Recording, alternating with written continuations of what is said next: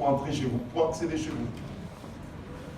Et si la personne se conduit mal, vous lui dites, ben, écoutez, vous êtes parvenu aujourd'hui, mais demain, je ne vous inviterai plus chez moi. Puisque vous n'avez pas respecté mon code. Ce n'est pas à vous de m'édicter mon code. Dès lors que vous acceptez de venir chez moi, vous acceptez mon code. Et c'est moi qui définis le code puisque je suis chez moi. Cela ne veut pas dire que c'est votre adversaire ni votre ennemi. Au fait, c'est ça, il faut simplifier ce concept. Et celui qui veut venir chez vous et qui accepte vos règles, il va les respecter. Mais s'il vient chez vous et qu'il vous impose ses règles et que vous acceptez, là, il y a un problème. Le problème, ce n'est pas lui, hein. C'est vous, puisque vous acceptez qu'il vous impose ses règles. Ça veut dire que vous n'avez pas de dignité. Tout simplement. Ça veut dire que vous êtes incapable de vous faire respecter. C'est ça, au fait. J'ai essayé vraiment de simplifier ce concept que certains pensent que, bon, comme je ne suis pas l'africanisme, je suis l'ennemi des X, je suis l'ennemi d'Y. Non, vous n'êtes l'ennemi de personne. Vous n'êtes l'ennemi de personne. C'est ça, au fait. Donc, cette notion, lorsqu'on parle de patriote, ça veut dire que vous aimez votre patrie, au fait. C'est ça. Patriote, patrie. J'aime ma patrie. Je suis patriote. J'aime mon pays, je suis patriote. Lorsque vous aimez votre pays, vous aimez votre foyer, cela ne veut pas dire que vous êtes l'ennemi du voisin, puisque c'est votre voisin. Cela ne veut pas dire que vous êtes l'ennemi de votre ami, mais vous êtes tout simplement chez vous et que vous imposez vos règles. Lorsque vous êtes chez vous, qu'est-ce que vous faites? Vous avez des enfants. Vous définissez les schémas que vous voulez imposer à vos enfants. Vous allez dire à vos enfants que, écoutez, dans 5 ans, je veux que tu deviennes telle personne. Dans 20 ans, je veux que tu deviennes ingénieur, mon fils. Donc, je vais mettre tout le paquet. Je vais faire des économies. Je vais me sacrifier pour que tu deviennes docteur dans 25 ans. Ah ben, tout ça, ça se construit. Vous savez que votre enfant, à 5 ans, il faut qu'il aille à la maternelle. À 10 ans, il ira au collège. À 17 ans, 18 ans, il sera à l'université. Mais ça, il faut l'accompagner. Si vous ne l'accompagnez pas, vous n'accompagnez pas votre enfant, ben, il n'atteindra pas vos objectifs, qui sera le sien également. Puisqu'à arriver à un certain niveau, votre fils va vous dire, papa, est-ce que tu peux me laisser souffler un peu là? Mais d'abord, il va suivre votre schéma. C'est ça, le pays, c'est ça, en fait. On ne vous demande pas d'être l'ennemi de qui que ce soit. On ne vous demande pas d'être contre qui que ce soit. On vous demande tout simplement d'aimer votre foyer, d'aimer votre pays. C'est ça, être patriote. C'est ça, être panafricain.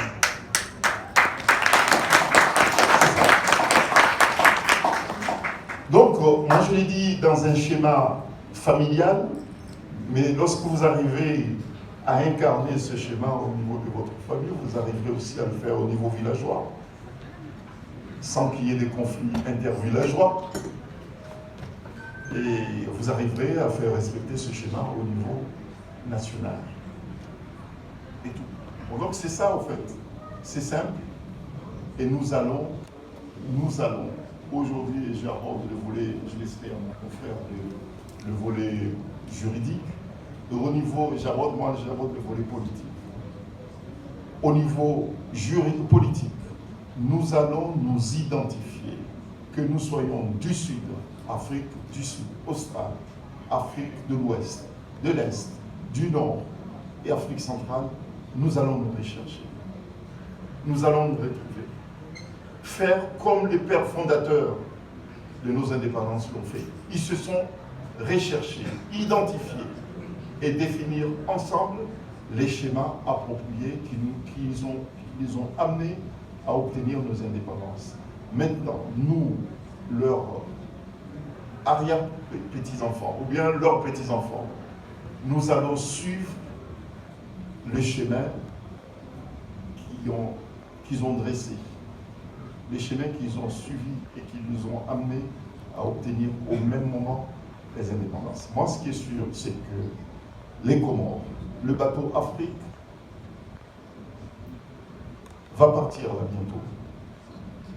les Comores de 2024 ne sera pas le Comores de 1960. On ne laissera pas le bateau partir sans nous. Nous, on va monter dans le bateau en même temps que les autres peuples d'Afrique. Soit le bateau parvient à obtenir la souveraineté pleine et effective de l'Afrique, ou bien le bateau va couler, on coulera en même temps. Mais on n'acceptera pas que l'Afrique parte sans nous.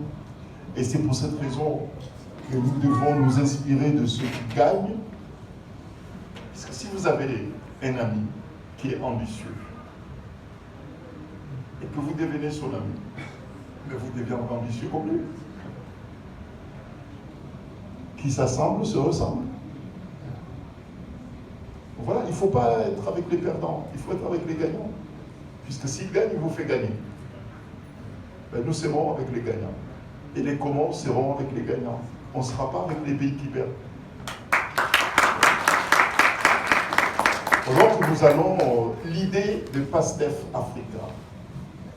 L'idée de PASTEF Africa, c'est que lorsque les autorités de l'époque avaient dissous par décret PASTEF du Sénégal, puisqu'il existait qu'un seul PASTEF, il fallait donner à nos amis, à nos frères de PASTEF un second souffle. Faire comprendre aux autorités de l'époque que vous allez les railler sur la liste des partis reconnus, mais dans le cœur des Africains, par rapport au combat lui-même, ils seront dans le cœur des Africains, ils ne seront pas seuls. Puisque nous allons créer PASTEF partout, pour qu'effectivement, nos amis de PASTEF puissent se sentir épaulés, soutenus, encouragés par tout le peuple d'Afrique. En l'espace d'un mois, nous avons réussi à créer 12 partis PASTEF dans 12 pays d'Afrique. Ça, c'est un signe de solidarité. C'est un signe de solidarité. Bon, donc, nous tenons absolument à ce que cela soit véritablement compris. Que le contexte actuel nous amène à nous retrouver, ceux du Sud, du Nord, de l'Est et de l'Ouest et d'Afrique centrale, à nous retrouver pour mutualiser nos moyens pour que l'Afrique puisse exercer pleinement sa souveraineté sur l'étendue de son territoire. Ça doit être une souveraineté culturelle. La culture africaine doit être sur le toit du monde entier. Puisque nous avons une culture qui est vive, nous avons une culture qui est très puissante, nous avons une culture, heureusement, qui s'exprime aussi partout dans le monde. Allez voir la culture africaine, comment elle s'exprime en Europe. Ce sont des jeunes issus de l'immigration qui font vibrer la France, qui font vibrer l'Occident. Ils s'inspirent de ce qui existait, bien de ce qui existe encore en Afrique. Au niveau sportif, on n'a rien à prouver. Aujourd'hui, il y a une équipe nationale en France sur 11 joueurs qui sont sur le terrain. Sur 11 joueurs qui sont sur le terrain, les 10 sont africains. On n'a rien à prouver.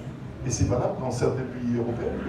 Dans chaque équipe européenne, vous l'avez constaté, il y a des blagues. Il y a des blagues.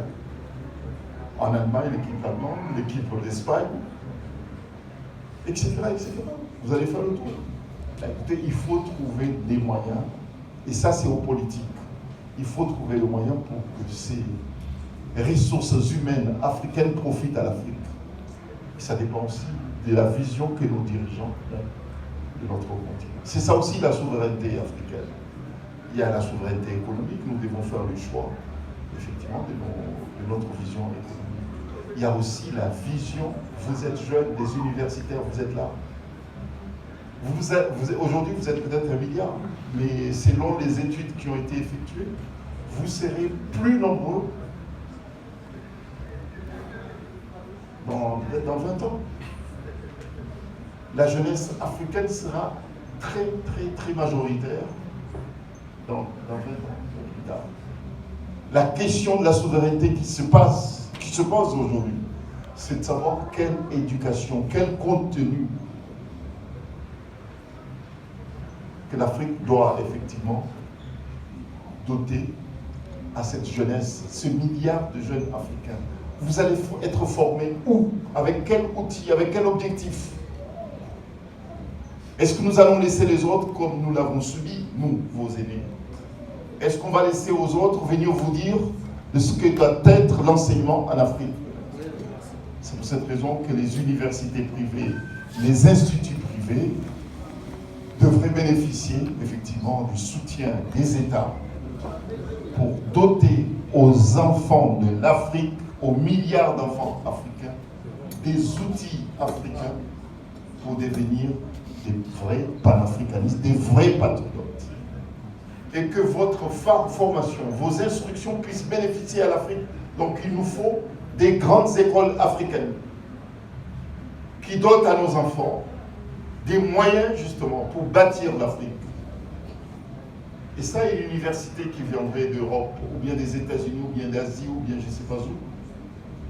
Ils ne vont pas vous donner des instruments pour devenir des vrais Africains. Les instruments qu'ils vont mettre à votre disposition, ce sont des instruments qui répondent à leurs intérêts, à leur vision du monde. Alors que nous avons un ordre africain à bâtir. Et cela se fera avec des instruments, des moyens proprement africains. C'est ça la souveraineté. Lorsqu'on parle de souveraineté aujourd'hui, c'est ça la vraie souveraineté africaine. C'est de faire en sorte que nous soyons très patriotes, des vrais patriotes africains, avec des moyens africains. Voilà, j'ai dit. Et je laisse maintenant la parole à mon confrère. Par les chartes, par les textes internationaux, le droit international, ou bien vous continuerez, contrairement au droit international, vous continuez à exercer la colonisation sur l'ensemble du territoire. Mais ils ont estimé que c'était possible d'autoproclamer l'indépendance unilatéralement et puis de voir à l'avenir comment faire pour récupérer la 4e Ligue. Et ça ne s'est pas passé comme ça finalement, malheureusement. Parce que peu de temps après la proclamation de l'indépendance des Comores, Ahmed Abdallah a été élu président des Comores, mais il n'a pas fait long feu, puisque les Français ont tout fait pour que les autorités de l'époque qui avaient proclamé l'indépendance des Comores, puisque la France estimait qu'elle a été humiliée, la France a poussé un nationaliste comorien qui s'appelle Ali Soligui à renverser les pères fondateurs de l'indépendance des Comores pour installer un régime révolutionnaire. Bon, à partir de là, il y a des critiques qui sont émises par les Comoriens. Certains disent que de côté, on aurait dû refuser ce machin et ne pas accepter l'indépendance partielle. L'accepter entièrement ou bien ne pas l'accepter du tout, mettre la France en difficulté.